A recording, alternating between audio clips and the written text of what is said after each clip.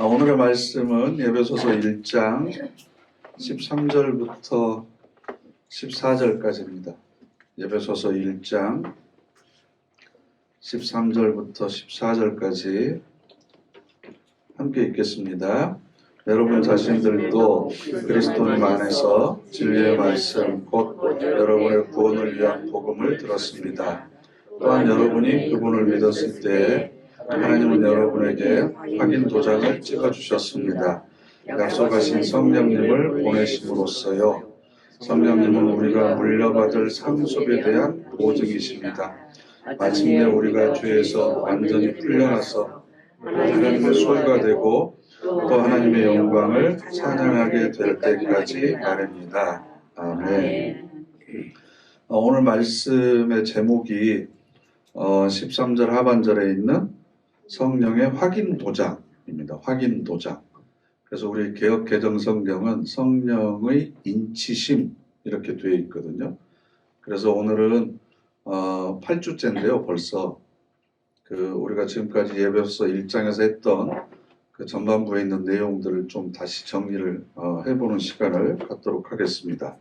먼저 3절 말씀, 에베소서 1장 3절 함께 읽어보실까요? 사랑 받으시기를 빕니다. 하나님이시여 우리 주 예수 그리스도님의 아버지께서는 그분은 그리스도만에서 하늘에 속한 온갖 영적인 복으로 우리에게 복 주시는 분이십니다. 아멘. 하늘에 속한 온갖 영적인 복으로 우리에게 복을 주시는 분이시다.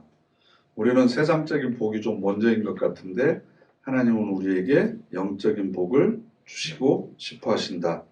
그리고 이어서 하늘에 속한 온갖 영적인 복이 무엇인지를 가늠해 볼 수 있는 구절이 바로 4절에 나오는데 4절 함께 읽으실까요? 그분 하나님이 세상에 기초를 놓으시기 전에 그리스도님 안에서 우리를 선택하셨으니 말입니다. 우리가 그분 앞에서 거룩하고 흠잡힐 데 없게 하시려고요. 사랑 안에서. 아멘. 그리고 5절 하나님은 미리 정하시기를 예수 그리스도님을 통하여 우리를 하나님의 자녀로 삼기로 하신 것입니다. 하나님이 기뻐하시는 뜻에 따른 것이시죠. 아멘. 하늘의 영적인 복뿐만 아니라 4절 하반절에 우리를 어떤 사람으로요? 거룩하고 흠잡힐 데가 없는 사람이다. 이 얘기는 무슨 뜻이냐 그러면 하나님께서 우리 인간을 만드실 때 우리의 형상으로 만들자 그래서 하나님의 형상대로 남자와 여자를 만드셨잖아요. 근데 하나님과의 관계가 뒤틀리고 왜곡됨으로 인해서 우리 안에 있는 하나님의 형상이 파괴되었습니다. 그것을 이제 베드로는 신의 성품이라고도 이야기를 하는데 그래서 이 하나님의 형상이 온전히 회복되는 거예요. 그래서 하나님 앞에서 우리가 거룩하고 흠잡힐 데가 없는 사람으로 다시 우리를 완성시켜 주신다. 하나님의 성품을 우리에게 주시는 것이 하늘의 온갖 영적인 복의 가장 중요한 몫이고 그것을 위해서 우리의 신분을 5절에 보시면 우리를 하나님의 자녀로 삼기로 하신 것이다 라는 겁니다. 하늘의 온갖 신령한 복을 우리에게 주셔서 우리를 어떤 사람으로요?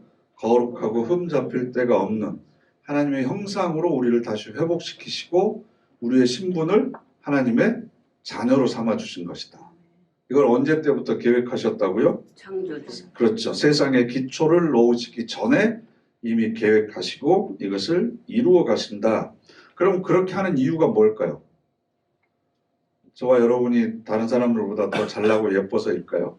그게 아니고 6절 말씀 우리가 하나님의 은혜의 영광을 찬양하도록 하시기 위해서였습니다.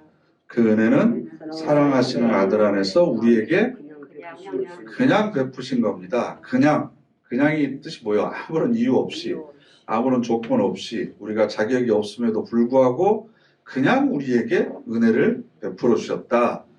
그렇게 우리에게 베풀으신 은혜의 영광을 우리가 찬양하도록 하기 위해서 그렇게 만드셨다. 또 1장 12절 말씀 이것은 함께 읽겠습니다. 이것은 앞서 그리스도님께 희망을 걸었던 우리가 하나님의 영광을 찬양하는 사람들이 되게 하시기 위해서였습니다. 하나님의 영광을 찬양하는 사람을 만들기 위해서 우리가 그런 존재가 되도록 하기 위해서 하늘의 온갖 영적인 복을 주시고 하나님의 성품을 회복시키시고 우리를 당신의 자녀로 삼아주셨다. 저는 이게 복음이다라는 겁니다. 그래서 제가 그런 말씀 자주 드리잖아요. 개, 띄어쓰기를 잘해야지. 개의 새끼는 강아지잖아요. 그죠? 그럼 강아지가 크면 개가 되는 거고, 말의 새끼는 망아지고, 소의 새끼는 송아지고, 그죠? 그러면 우리가 하나님을 아버지로 부른다는 건 우리가 우리가 자식이라는 건데, 강아지가 개하고 똑같잖아요. 자식이. 그럼 우리도 하나님처럼. 그렇죠. 이게 하나님께서 우리에게 주시는 가장 큰 복음이죠. 하나님을 아버지라고 부를 수 있는 하나님의 아들과 딸, 하나님과 똑같은 존재가 우리가 된다는 거예요. 우리가 귀하고 거룩해서가 아니고 우리를 그렇게 아들로 삼아주신 하나님이 귀하신 분이기 때문에 우리의 가치도 그렇게 올라가는 거죠. 그래서 양자라고 하는 개념도 히브리서에 나오는데 우리가 하나님의 그 호적에 입적이 된 거죠. 그러면 아버지의 신분에 따라 자식도 똑같은 신분이 되는 거예요. 아버지가 귀족이면 거기에 입양된 아들도 귀족이 되는 거죠. 전에는 평민이었던 천민이었던 그것하고 상관없이 하나님을 우리가 아버지로 부르는 순간부터 우리는 신적인 존재가 되는 거고 그 아버지를 당연히 자식들은 따라가면서 배울 수밖에 없는 거잖아요. 그러니까 당연히 하나님의 성품, 거룩하고 흠이 없는 존재로 우리가 변화될 것이다. 이게 우리에게 주신 굉장히 놀라운 복음에도 불구하고 우리는 사실 그것에 대해서 별로 관심이 없습니다. 왜냐하면 우리도 육신을 입고 이 땅에서 살아가는 그런 인간이기 때문에 여전히 먹어야 될 거, 입어야 될 거, 또 누려야 될 것에 대해서 관심을 많이 가지고 있습니다. 그래서 예수님께서 광야에서 40일 동안 금식하고 나셔서 사탄이 와서 제일 처음 시험했던 게 뭐였죠? 네가 하나님의 아들이거든 이 돌더러 떡덩이가 되게 해라 라고 하는 그 유혹을 우리는 지금도 살아가면서 계속 부딪히고 있습니다. 그런데 이것이 우리에게 유혹으로 느껴지는 이유는 하나님의 아들과 딸이라는 고귀한 신분이 있기 때문에 그 유혹에 넘어가지 않으려고 하는 갈등이 있는 거지. 뭐 세상 사는 거 다 똑같이 사람은 등 따시고 배부른 게 최고요. 뭐 이렇게만 생각을 하면 갈등할 필요가 있어요? 없는 거죠. 돌로 떡을 만들 수 있다. 아니면 돌로 돈을 만들 수 있다. 그러면 그것이 지혜로운 사람이고 세상에서 제일 잘난 사람이고 성공한 사람이라고 할 수 있겠죠. 그런데 우리는 그것이 중요하지 않은 사람들이에요. 왜? 하나님을 아버지라고 부르는 사람들이기 때문에. 이런 상상을 한번 해보세요. 초등학교에 다니고 있는 재벌가의 손자가 있어요. 손자가. 재벌. 할아버지가 재벌이에요. 아버지도 재벌이겠죠. 그럼 그 손자한테 가서 야, 내가 너한테 10억 줄 테니까 아버지의 자식이라고 하는 걸 포기해라. 그럼 내가 너한테 지금 10억 줄게. 그럼 그걸 포기할 애가 있을까요?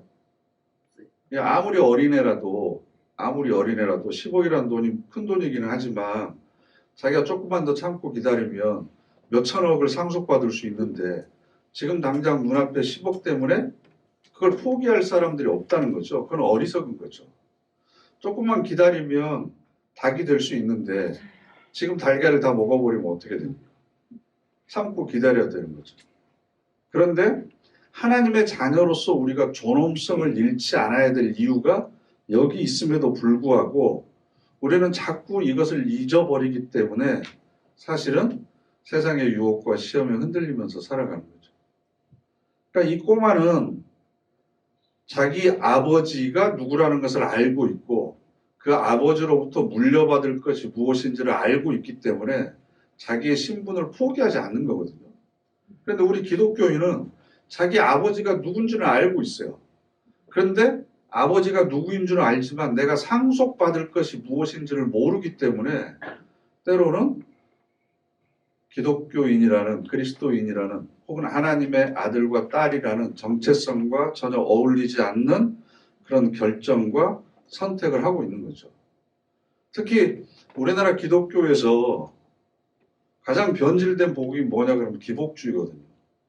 물질 축복이 바로 하나님의 축복이다. 그래서 그 여의도 순복음교회가 대표적인데 삼박자 축복이라고 그래서 요한일세 내 영혼이 잘 되고 강건한 것 뭐죠? 갑자기 내 영혼이 잘 된 것 같이 내 영혼이 잘 된 같이 범사에 잘 되고 강건하기를 원하노라.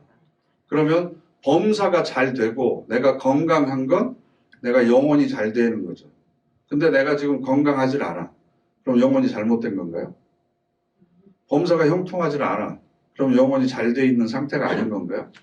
그래서 영혼이 잘 돼 있는 사람은 범사의 모든 일에 성공하고 형통하고 건강한 복을 누린다. 영혼의 복이 복, 세상적인 복이다 라고 지금까지 가르쳐 왔거든요.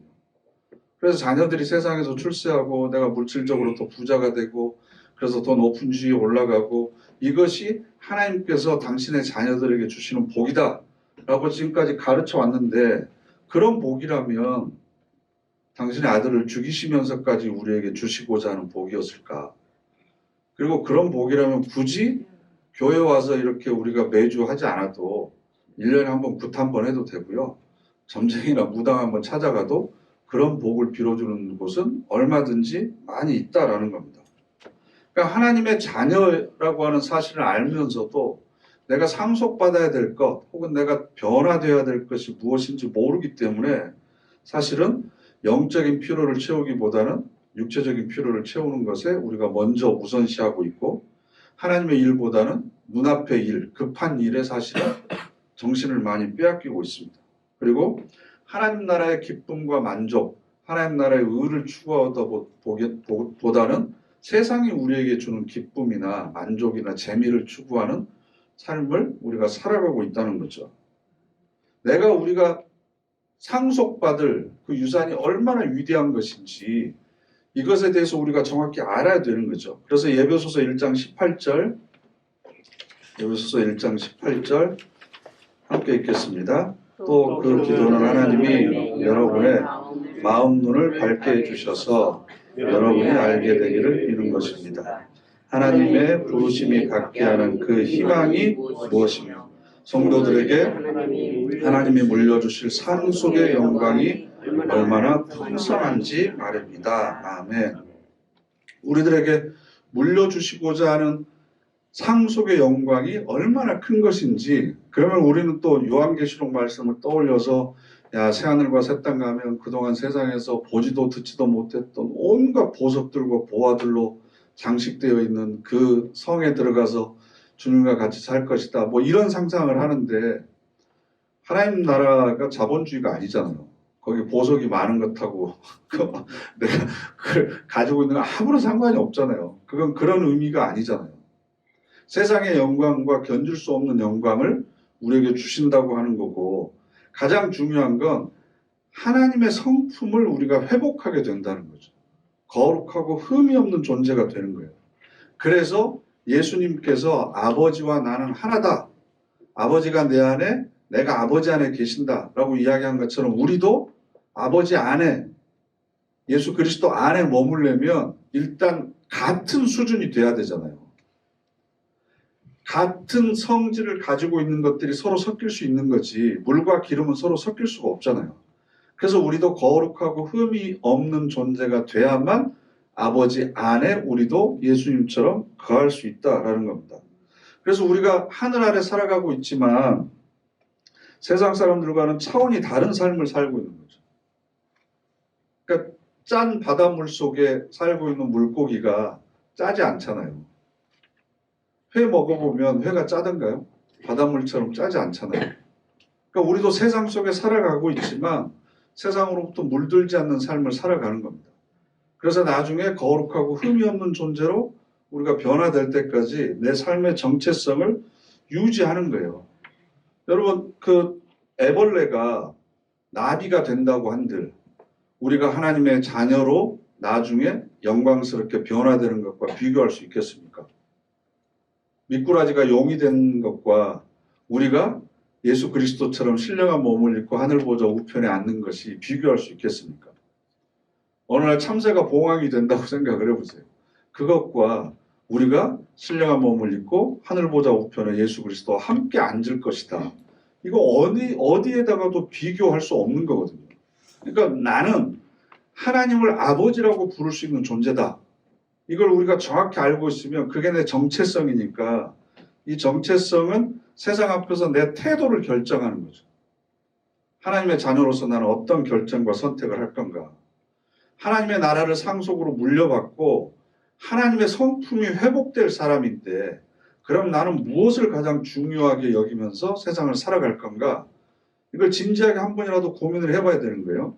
요한복음 10장 말씀 한번 찾아보실까요? 요한복음 10장 예수님께서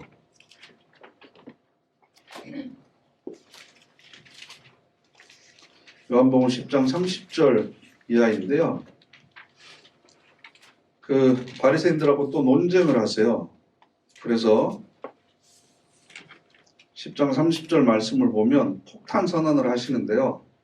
30절에 뭐라고 그러시냐 그럼 함께 읽어보실까요? 나와 아버지는 하나입니다. 나와 아버지는 하나입니다. 그럼 이게 무슨 뜻이에요?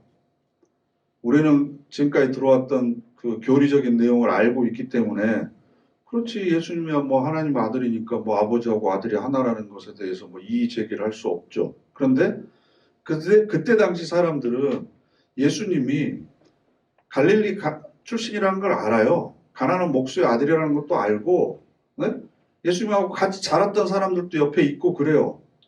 우리와 같이 먹고 살고 하는 사람이에요. 근데 그 사람이 갑자기 나는 하나님과 하나다. 그럼 이 얘기는 무슨 뜻이에요? 내가 하나님이다라는 뜻이에요. 그럼 이게 유대인들의 율법에 의하면 신성을 모독하는 거예요. 하나님을 모독하는 거예요. 하나님을 모독하는 것은 증인만 있으면 그 자리에서 즉결 처형을 할 수 있어요. 돌을 던져서 죽일 수 있어요. 그래서 스데반도 그 자리에서 돌 맞아 죽었잖아요. 그러니까 31절 보세요. 유대야 사람들이 다시 돌을 집어들어서 예수님을 돌로 치려고 했다. 그들에게 예수님이 대답하셨다. 많은 좋은 일들을 내가 당신들에게 해 보였어. 아버지께서 내게 맡기신 일들을요. 그것들 가운데 어떤 일 때문에 당신들은 나를 돌로 치려는 것이요. 내가 지금까지 많은 기적들도 베풀고 복음을 선포했는데 뭐 잘못한 게 있냐? 그것 때문에 나를 돌로 치려고 하는 거냐? 그랬더니 33절에 예수님께 유대야 사람들이 대답했다. 좋은 일에 대해서 우리가 당신을 돌로 치려는 것이 아니요. 하나님 모독에 대한 것이요. 당신은 사람이면서 당신 자신을 하나님으로 만들고 있기 때문이요. 아버지와 나는 하나다. 그럼 나도 하나님과 같은 존재다 라는 뜻이니까 왜 네가 인간이지 신이냐 하나님이냐. 그때 34절 그들에게 예수님이 대답하셨다. 당신들 율법에도 이렇게 적혀있지 않소. 내가 친히 말했다. 신들이다 너희들은 하나님의 말씀을 받은 저 사람들을 율법은 신들이라고 말했어. 그렇다면 성경이 폐지될 수는 없어. 그런데도 아버지께서 거룩하게 하셔서 세상에 보내신 일을 두고 당신들 자신은 당신을 하나님을 모독하고 있어 하고 말하고 있는 것이요. 나는 하나님의 아들이요 하고 내가 말했기 때문에 말이요. 이렇게 되어 있습니다. 무슨 얘기인지 이해가 되시죠? 하나님의 말씀을 받은 사람들 35절에 그 사람들은 어떤 사람들이다? 율법은 신들이라고 했다. 그 율법이 뭐냐? 그래서 여러분들 거기에 그 34절에 보면 1이라고 돼 있죠? 작은 파란색 글씨로 혹시 보이세요?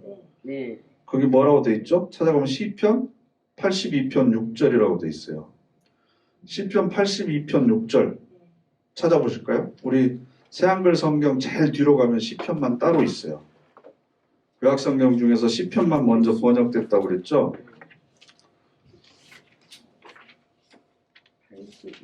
시편 82편 6절 시편 82편 6절 함께 읽겠습니다. 내가 친히 말했지 신들이지 그대들은 가장 높은 신의 아들들이야 그대들은 모두 이렇게 되어 있습니다. 그러니까 어디 가서 이런 내용을 모르는 사람들한테 가가지고 하나님이 우리 아버지고 내가 신이야 라고 이야기하면 사람들이 우리 보고 드디어 교회 열심히 다니더니 어떻게 됐구나. 이상한 교회 다니는구나. 야, 2단이 아니라 한 3단, 4단 정도 되는 것 같다. 뭐 이렇게 얘기할지 모르겠지만 하나님께서 우리를 그렇게 인정해 주신다는 거예요. 나를 아버지라고 불러라라고 하는 이야기는 너희들도 나와 같은 존재다라고 하는 것을 인정해 주시겠다는 거죠. 하나님의 말씀을 받고 살아가는 사람들, 하나님의 영을 가슴속에 품고 살아가는 사람들은 세상에 속한 사람들이 아니라 하나님 나라에 속한 사람들이고 하나님의 자녀다라는 겁니다. 이게 너무나 놀라운 사실이라 이게 안 믿어지잖아요. 믿어지세요? 내가 신적인 존재다. 그래서 천사보다 우리가 더 뛰어난 존재가 되는 거예요. 나중에 가면 그 고린도 교회한테 뭐라고 그러냐 그러면 야 너희들이 나중에 하늘 보좌에 앉아서 천사들을 심판할 자리에 있을 사람들이다. 왜냐하면 예수 그리스도와 우리가 동격이니까. 예수님도 하나님을 아버지라고 부르고 우리도 아버지라고 부르잖아요. 그래서 예배소서에서도 예수 그리스도와 함께 하늘 보좌 우편에 앉을 거라고 그랬잖아요. 그럼 우리가 나중에 천사들을 심판하는 자리에 올라갈 사람들이 그런 정체성을 모르니까 뭐하고 있었냐 그러면 서로 고발하고 있는 거예요. 세상 재판정에. 그러면서 세상으로부터 심판을 받으려고 판단을 받으려고 하고 있는데 우리가 하나님의 자녀로서 나중에 천사들까지 심판하고 판단할 사람들이 너네들 가운데 그걸 잘 이렇게 분별해 줄 사람이 없어서 세상 재판정에 가가지고 호소하고 있느냐. 고린도 교인들에게 한탄했던 내용이에요. 사도 바울이. 그런데 이게 잘 안 믿어지니까 그 다음에 예배소서로 다시 넘어와서요. 안 믿으니까 1장 13절. 예배소서 1장 13절 다시 읽겠습니다. 여러분 자신들도 그리스도님 안에서 진리의 말씀 곧 여러분의 구원을 위한 복음을 들었습니다. 여기 보세요. 제가 지금까지 예배소서 1장 1절부터 12절까지 있는 내용을 다 이렇게 정리해서 다시 말씀을 드렸죠. 네? 다시 얘기를 했잖아요. 그럼 여러분도 구원의 말씀을 들은 거예요. 그죠? 그리고 나서 계속 읽어보죠. 또한 여러분이 그분을 믿었을 때에 하나님은 여러분에게 확인 도장을 찍어주셨습니다. 약속하신 성령님을 보내심으로써요. 네, 이렇게 되는 겁니다. 그러니까 1장 1절부터 12절까지 있는 내용을 우리에게 믿게 하시려고 성령을 보내서 확인 도장을 빵 하고 찍어주셨다는 거예요. 두루마리에 편지를 써서 중요한 서류를 보낼 때는 촛농을 떨어뜨려 가지고 그 가문의 인장을 촛농에 딱 찍어요. 그럼 촛농이 접착제 역할을 하잖아요. 그래서 그걸 종이 가져오면 주인이 딱 인장을 보면 아 이게 어느 가문에서 나한테 보낸 거구나 이걸 알 수가 있는 거예요. 그래서 그걸 인친다고 그래요. 도장을 찍는다. 그래서 성령을 통해서 하나님께서 우리에게 복음의 비밀을 붙이신 거죠. 편지로. 그래서 우리가 이걸 못 믿으니까 성령의 인을 빡 찍어서 아 이게 하나님께서 우리에게 직접 하신 말씀이구나 라고 하는 것을 믿게 해주시는 거죠. 그런데 이것을 뭐라고 했냐 그러면 확인 도장이라고 하는 게 뭐냐 그러면 보증이에요. 14절에 성령님은 우리가 물려받을 상속에 대한 보증이십니다. 보증이십니다. 고린도 후서 한번 찾아보실까요? 앞으로 좀만 넘기시면 고린도 후서 1장 22절 고린도 후서 1장 22절 함께 읽겠습니다. 하나님이 또 우리를 인증해 주시고 그 보증으로 우리의 마음속에 성령님을 주셨습니다. 그 보증으로 성령을 주셨다. 고린도후서 5장 몇 장만 더 넘기시면 5장 5절 말씀 함께 읽겠습니다. 바로 이 일을 위하여 우리를 준비시키신 분은 하나님이십니다. 곧 우리에게 그 보증으로 성령님을 주신 성령님을 주신 분이시지요. 여기서 보증이라고 하는 단어는 무슨 뜻이냐 그러면요, 계약금이라고 할 수 있습니다. 계약금. 하나님께서 우리에게 예수 그리스도를 통해서 이루어 가실 구원의 계획을 쫙 설명하신 다음에 우리가 안 믿어지니까 에이 어떻게 우리가 나중에 신적인 존재가 돼요? 어떻게 우리가 예수님하고 같이 보좌에 앉아 있어요? 어떻게 우리가 천사를 심판하고 어떻게 하나님 나라를 상속으로 우리가 물려받을 수 있어요? 에이 이게 너무 이 허황된 얘기 아닙니까? 라고 믿지 않을까봐 그것에 대한 보증금으로 그러니까 우리가 그 전세를 계약을 하면 보증금을 주잖아요. 그리고 그 보증금을 다 이렇게 완납하기 전에 제일 먼저 주는 게 뭐죠? 계약금을 주잖아요. 계약금.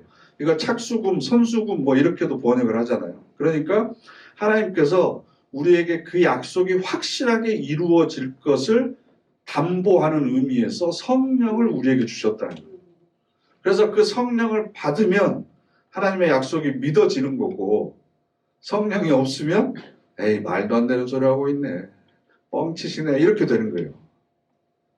그러니까 성령의 확인 도장이라고 하는 것을 여러 가지 다른 의미로 많이 해석하는 사람들이 있는데, 가장 중요한 건 뭐냐 그러면 하나님의 말씀이 믿어지기 시작하는 거죠. 그 말씀이 나를 향한 말씀으로 믿어지기 시작하는 것. 그래서 성령의 확인 도장이라고 하는 것을, 성령과 관계된 여러 그 증인들이 너무나 많이 있거든요. 표현들이.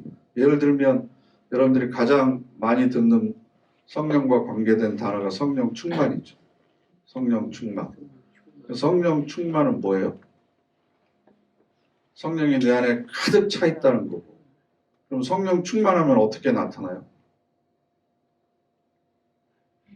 성령 충만하면 눈이 반짝반짝 하나요? 아니면 뒤에 뭐 이렇게 후광이 생기나요?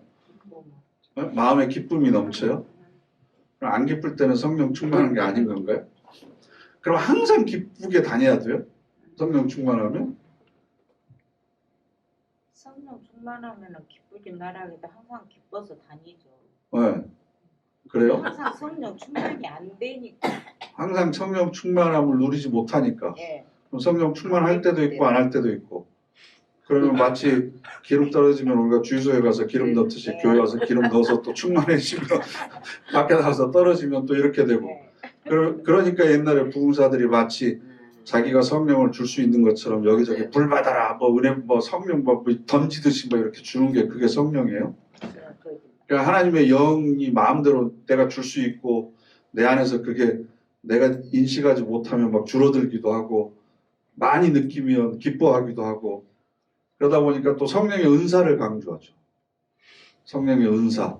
그래서 은사를 받아야만 성령 충만한 사람이고, 성령의 은사가 있어야만 그 사람의 믿음은 확실한 거다. 그래서 대표적으로 방언의 은사를 한국교회가 굉장히 많이 강조해 왔습니다. 그런 건가요? 은사는 뭐죠? 선물이죠, 선물. 값없이 주시는 선물. 예를 들어서 제가 아들한테, 야, 네가 내 아들이야. 에이, 뭘, 그걸 어떻게 믿어요? 봐라, 너하고 나 닮았잖아. 닮았다고 아들이에요? 그럼 내가 그 주민등록등본을 보여주는 거예요. 봐라, 여기 아빠 이름 밑에 네 이름이 있지 않냐? 에이, 안 믿어요. 어떻게 하면 믿을래? 카드 줘봐요. 초등학생 한 달에 용돈 100만 원만 줘봐요. 그럼 내가 아빠가 내 아들이라는 거 믿을게. 그럼 이 자식을 또 심한 말이 나오려고 그러는데 이게 가만히 놔두면 안 되잖아요. 무슨 얘기인지 아시겠어요? 성령의 은사를 받아야만 하나님이 내 아버지인 것 같고, 뭔가 선물을 줘야만, 내가 원하는 것을 이루어줘야만 하나님이 내 아버지시고, 안 그러면 뭐 거짓말하고 있어, 이렇게 되는 거. 성령의 은사가 하나님과 나와의 관계를 증명하는 수단은 아니다라는 거죠. 성령의 내주하심이라고 하는 단어가 훨씬 더 맞습니다. 성령께서 내 안에 거하신다. 충만이라고 하는 건 내 감정의 상태에 따라서 오르락내리락 할 수 있지만, 내 감정이 슬플 때라도, 절망적이고 우울할 때도 여전히 성령께서는 내 안에 거하고 계신다. 기쁠 때만 충만해 있고 슬플 때는 덜 충만이고가 아니고 항상 성령께서 내 안에 머물고 계시는데 그것을 내가 지각하느냐 지각하지 못하느냐에 따라서 차이가 있는 거지. 성령이 많이 들어와 있으면 내가 기쁘고 조금 들어와 있어 바닥이면 슬프고 이게 아니고 항상 성령께서는 내 안에 거하고 계시는데 그걸 내가 깊이 자각하면 기쁨이 넘치고 환난과 시련 가운데서도 찬송하고 감사할 수 있는 거고 성령이 없어져서 내가 슬퍼하고 우울한 것이 아니고 그것을 내가 자각하지 못하는 것 때문이다라는 겁니다. 그래서 지금까지 사도행전 2장에 나와 있는 오순절 다락방에서 성령 충만 받았던 사람들이 나와가지고 막 그 방언하고 그랬잖아요. 그래서 성령의 확인 도장, 개역성경의 표현대로 성령의 인치심 이런 건 확실한 증거로 나타나야 된다. 그래서 은사를 받아야 된다라고 강조했던 사람들을 오순절파라고 그러잖아요. 오순절에 성령 강림 임했기 때문에 그래서 순복음을 우리가 오순절파라고 부르는 이유가 성령의 은사를 강조하기 때문에 그렇습니다. 그런데 성령의 독특한 체험을 해야만 신앙이 자란다라고 말하는 것은 복음의 본질을 모르기 때문에 그렇게 이야기하는 거죠. 우리가 확인해 봐야 될 말씀은 고린도전서 12장, 고린도전서 12장, 고린도전서 12장 1절부터 3절까지 함께 읽겠습니다. 형제자매 여러분, 영적인 것들에 대해서 여러분이 모르기를 바라지 않습니다. 아시다시피 여러분이 다른 민족 사람이었을 때 여러분은 말 못하는 우상들한테로 그들이 이끄는 대로 끌려다녔습니다. 그래서 내가 여러분에게 알려드립니다. 하나님의 영을 힘입어 말하는 사람은 아무도 예수는 저주받았다 하고 말하지 않습니다. 또 성령님을 힘입지 않고서는 아무도 예수님은 주님이시다 하고 말할 수 없습니다. 4절 은혜의 선물은 여러 가지이지만 주시는 분은 같은 성령님이십니다. 아멘. 그래서 보세요. 따라서 해보세요. 하나님이 아버지이십니다. 하나님이 아버지이십니다. 예수님이 그리스도 구주이십니다. 예수님이 그리스도 구주이십니다.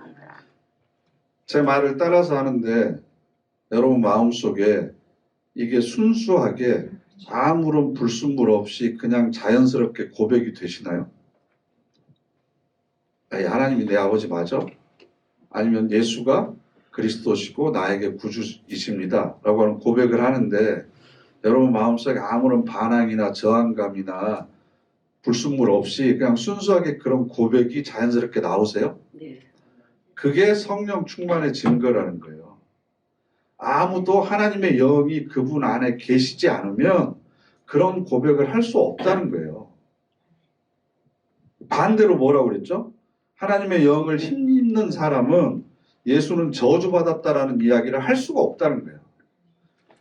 그분의 영이 그 안에 계시면 예수는 저주받은 사람이다, 하나님의 아들이 아니다라는 얘기를 할 수가 없어요.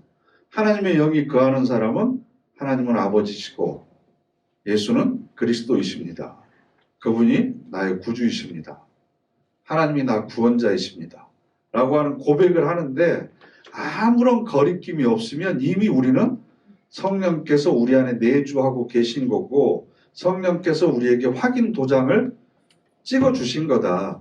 뭔가 특별한 것을 더 은사를 보너스로 선물로 받아야만 성령 충만하고 뭐 뜨겁고 이런 게 아니고 가장 기본이 이거다라는 거죠. 기본이. 그러면 왜 하나님께서 은사를 주실까요? 그건 우리에게 베풀어 주신 하나님의 은혜를 더욱더 풍성하게 드러내도록 하기 위해서지 그 사람이 우리보다 더 잘나서는 아니다. 오히려 제가 생각할 때는 더 반대일 수 있다. 왜냐하면 뭘 안 주면 안 믿으니까. 뭐라도 줘야 확실히 믿을 것 같으니까. 그래서 재밌는 건요. 지금도 오순절 성령 강림의 사건은 역사적으로 이례적인가 아니면 계속해서 일어나고 있는가에 대한 신학적인 논쟁들이 굉장히 많거든요. 그런데 제가 경험한 바로는 우리나라에서는 그런 사건이 앞으로 잘 일어나지 않을 것 같아요. 그런 기적적인 사건들. 그런데 우리보다 교육 수준이나 의식 수준이 낮은 나라들 보면 선교사들의 얘기를 들어보면 자기가 병을 막 고친대요. 분명히 나하고 대학 같이 다녔던 사람이고 나보다 믿음이 없는 것 같은데 선교사 갔는데 자기가 안수해서 병을 막 고친대요. 거기 가면. 그럼 우리 교인들한테 한번 해봐라. 그럼 그거 안 된대요. 우리나라에서는 안 먹힌대요. 야, 그럼 그 말이 되냐? 네? 순수하기 때문이 아니고 물론 그것도 있죠. 그것도 있는데 말을 해서 알아들을 수 있는 사람들에게는 굳이 기적을 보여주지 않아도 믿음에 이를 수 있어요. 근데 말을 해도 뭔 얘기인지 통하지 않고 이해가 되지 않는 사람들에게는 뭔가 기적적인 것을 보여줘야만 아, 여기 뭔가 특별한 것이 있구나라고 관심을 갖게 되는 거예요. 2000년 전에 오순절 성령 강림 사건과 그때 모였던 군중들과 지금 우리들의 그 수준은 2000년이라고 하는 시간이 흐르면서 인류 문명이 발달하고 의식 수준이 발달하고 두뇌가 발달하고 그러면서 우리는 이미 하나님의 말씀을 스스로 읽고 그 의미를 찾을 수 있고 또 그것을 내 삶에 적용할 수 있을 정도의 교육 수준과 의식 수준을 우리가 가지고 있는 거예요. 그러니까 특별히 하나님께서 누구 죽은 사람 벌떡 일으키지 않아도 여전히 하나님은 내 아버지이십니다. 예수가 내 그리스도이십니다를 충분히 우리는 이성적으로 감성적으로 받아들이고 말을 할 수 있는 수준이라는 거예요. 그만큼 하나님께서 우리를 인정해 주시는 거고 대접해 주시는 거지. 아니 왜 몽골 사람들한테는 그렇게 기적을 일으키시고 왜 우리한테는 안 보여주십니까? 이건 아니라는 거죠. 그걸 우리한테 적용을 해보면 그럼 왜 하나님 저 사람은 방언도 저렇게 잘하는데 왜 나한테는 방언도 안 주십니까? 왜 저 사람은 기도할 때마다 입신한다고 그러는데? 왜? 저 사람은 또 기도할 때마다 뭐 자꾸 막 다른 사람이 보여서 예언기도 한다고 그러는데 그런 성령의 은사 선물을 저 사람한테만 계속 주고 왜 나한테는 내가 30년 40년 그렇게 오래 다니면서 기도했는데도 혀 한 번 안 꼬이게 하십니까? 그러면서 오히려 은사를 받지 못하신 분들이 한국 교회에서는 이상하게 더 주눅들면서 신앙생활을 했다고요. 뭔가를 받지 못한 것 때문에. 그런데 자녀를 키워보시면 그냥 말로 해서 알아듣는 애하고 뭘 꼭 줘야만 말을 알아듣는 애하고 누구를 더 신뢰하겠어요? 병자 원사님 너무 좋아하시는데? 그러니까 성령의 무슨 특별한 은사를 받거나 무슨 기적을 경험하고 신비적인 체험을 해야만 뭔가 내가 하나님의 자녀인 것 같고 믿음이 충만해진 것 같고 이런 종교적인 현상은 기독교가 아니라도 다른 종교도 얼마든지 많이 있어요. 기독교만 병 고치는 거 아니고요.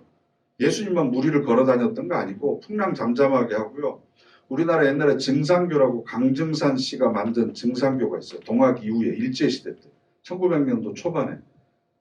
그게 이제 그 증산교가 아직도 있고요. 대순진리로도 이렇게 퍼져나가서 민족종교처럼 되어 있는데 대순정경이라고 하는 경전이 있어요. 제 책꽂이에 있는데 거기 보면요.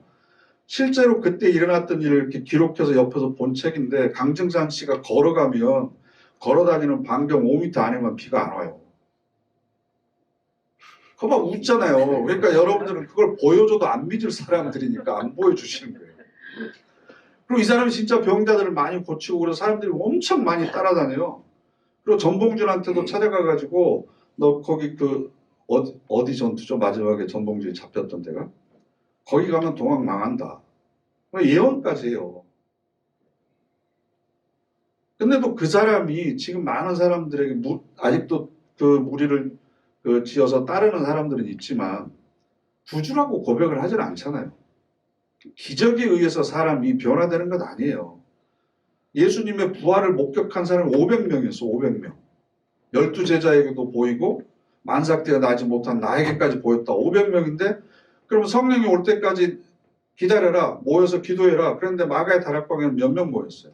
120명. 그럼 나머지 어디 간 거예요? 예수님의 부활을 본 것처럼 위대한 기적을 경험한 사람들이 어디 있어요? 근데도 삶의 방향을 바꾸는 사람들은 몇 분의 1밖에 안 돼요. 그리고 그 120명 성령 강림까지 체험을 했는데 그 120명 중에서 복음을 전파하고 사명대로 산 사람은 과연 몇 명이었을까요? 그러니까 중요한 건 말씀을 내 삶에서 끝까지 살아내면서 믿음의 경주를 완주하는 게 그게 중요한 거예요. 내가 하나님을 아버지로 고백하는 것도 성령께서 내 안에 계신 거고, 내가 지금 이 자리에 앉아 있는 것도 성령께서 내 안에 계시기 때문에 가능한 거다라는 겁니다. 그래서 로마서 한 장만 더 찾아보고 말씀 마치겠습니다. 로마서 8장 10절과 11절.